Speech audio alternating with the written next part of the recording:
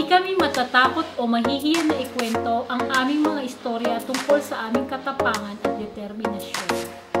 Ipapakita namin ang aming lakas sa pamamagitan ng sama-samang aksyon dahil karapat-dapat lamang ang aming pamilya ay magkaroon ng magandang kinabukasan.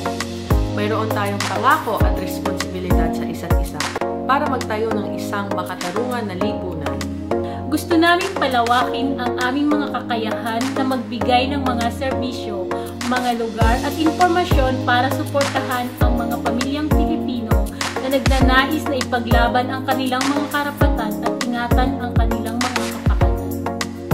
Gusto namin palawakin ang pamumuno ng mga kabataan, manggagawa at ng mga kababaihan sa pamamagitan ng edukasyon, pagsasanay at mga oportunidad upang mas lalo nilang mapagtanto ang kanilang buong potensyal para makatulong sa pagpapabuti ng ating mga eskwelahan, lugar at ng trabaho.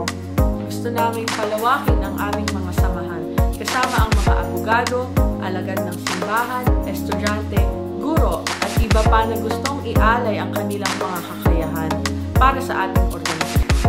Gusto namin patatagin ang aming mga alyansa sa mga iba pang organisasyon ng komunidad na lumalaban para sa mga kapakanan ng mga pamilyang